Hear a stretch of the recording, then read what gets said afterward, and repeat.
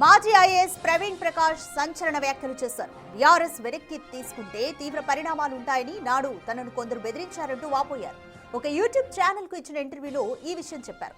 Service నుంచి వెళ్లిపోయావు, అదే నీకు శిక్ష అని తనతో చెప్పారని వివరించారు. అయితే మళ్లీ సర్వీస్లోకి వస్తానని డ్రామాలు చేస్తే తీసుకుంటాం, కానీ తీవ్రమైన చర్యలుంటాయని హెచ్చరించినట్లు వెల్లడించారు. అయితే బెదిరింపులకు పాల్పడిన వారి పేర్లు మాత్రం ప్రవీణ్ ప్రకాష్ చెప్పలేదు.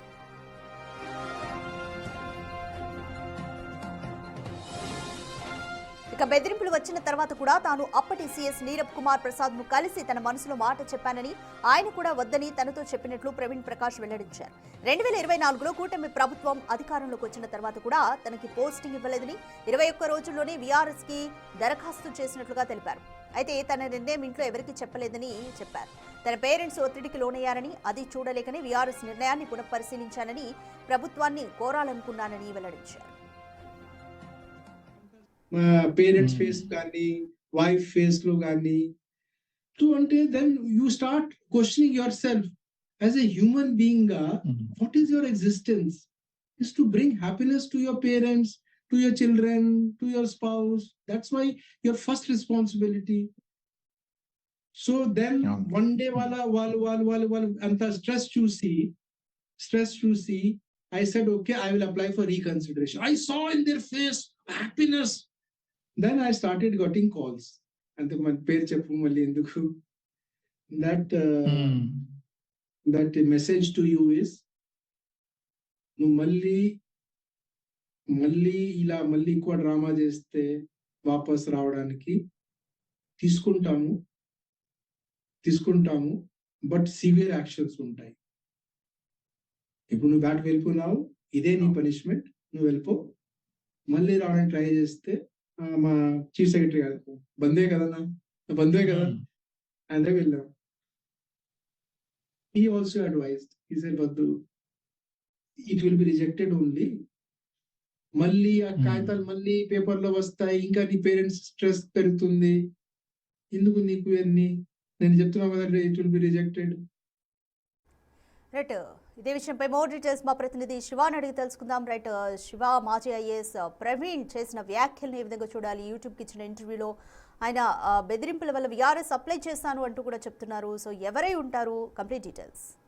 ప్రశ్న మొత్తం మీద చూసుకుంటే కొంతమంది ఐఏఎస్ అధికారులు కావచ్చు, ఐపీఎస్ అధికారులు కావచ్చు, తాను ఏదైతే గతంలో వాలంటీర్ రిటెంట్ బీఆర్ఎస్ కి అప్లై చేశానో ఆ తర్వాత తన కుటుంబ సభ్యులు, భార్య, తల్లిదండ్రులు చాలా ఇబ్బందులు పాలయ్యారు, ఆందోళన చెందిన పరిస్థితి కనిపిస్తా ఉంది.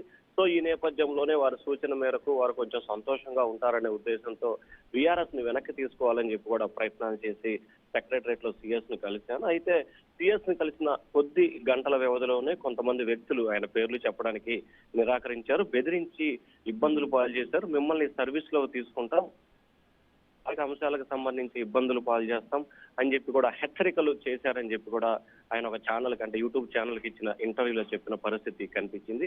సో ఈ నేపథ్యంలో ఆయన ఎవరు బెదిరింపులకు పాల్పడ్డారు, ఎవరు హెచ్చరికలకు జారీ చేశారు అనే అంశాన్ని మాత్రం ఆయన ఇప్పటివరకు చెప్పలేదు. అయితే ఈ ప్రభుత్వంలో కొంతమంది కీలకంగా ఎవరైతే వ్యక్తులు ఉన్నారో ఐఏఎస్, ఐపీఎస్ అధికారులకు సంబంధించిన వ్యక్తులు ఏమైనా బెదిరింపులకు పాల్పడ్డారా అనే కోణంలో కూడా పోలీసుకు సంబంధించి కావచ్చు, లేకపోతే మిగిలిన సంబంధించి కావచ్చు విచారణ అయితే చేస్తున్నట్లు తెలుస్తా ఉంది. అయితే ప్రవీణ్ కుమార్ లిఖిత పూర్వకంగా కనుక ఫిర్యాదు చేస్తే దీనిపై విచారణ జరిపే అవకాశం కూడా కనిపిస్తా ఉంది. అయితే ప్రవీణ్ ప్రకాష్ కి సంబంధించి ఆయన చేసిన ఆరోపణలకు సంబంధించి కూడా ప్రస్తుతం ఆంధ్రప్రదేశ్ లో హాట్ టాపిక్ గా మారిన పరిస్థితి కనిపిస్తా ఉంది. రైట్ శివ, కూటమి ప్రభుత్వం అధికారంలోకి వచ్చినా కూడా తీసుకోలేదు అధికారంలోకి అనేసి కూడా వ్యాఖ్యానిస్తున్నారు. సో ఎలా చూడాలి? అంటే ఖచ్చితంగా అంటే గత ప్రభుత్వ హయాంలో ఆయన వ్యవహరించిన తీరు కావచ్చు, ఆయన పాల్పడ్డ ఇబ్బందులు, ఆయన వ్యవహరించిన తీరు కావచ్చు, ఆయన చేసిన పలు వ్యవహారం సంబంధించి కావచ్చు, చాలా మంది ఆయన వ్యవహార శైలిపై కూడా తీవ్రస్థాయిలో ఇబ్బందులు పడ్డ పరిస్థితి ఉంది. వాస్తవానికి ఆయన గతంలో ఐఏఎస్ అధికారి కంటే కూడా అప్పటి ప్రభుత్వానికి పూర్తి స్థాయిలో సరెండర్ అయి పనిచేశారనే ప్రచారం కూడా అప్పట్లో జరిగింది. ఈ నేపథ్యంలోనే కూటమికి సంబంధించిన నేతలను ఆయన ఇండైరెక్ట్ గా ఇబ్బందులు పాలు చేయటం, వారికి సంబంధించిన వ్యక్తులను టార్గెట్ చేయడం ఇట్లా రకరకాలుగా చేశారు. సో ఈ నేపథ్యంలోనే కూటమి ప్రభుత్వం అధికారంలోకి వచ్చిన తర్వాత కొంతమంది అతన్ని ఈ రకంగా చేశారని చెప్పి కూడా ప్రస్తుతం అయితే భావించాల్సిన పరిస్థితి ఏర్పడుతుంది. మొత్తం మీద చూసుకుంటే ఈ వ్యవహారానికి సంబంధించి కూడా ఐఏఎస్, ఐపీఎస్ లో రెండుగా చీలి ఒకరిపై ఒకరు ఈ రకంగా చేసుకుంటున్న పరిస్థితి అయితే ప్రస్తుతం కనిపిస్తా ఉంది. ప్రస్తుతం రైట్, థ్యాంక్ యూ శివ.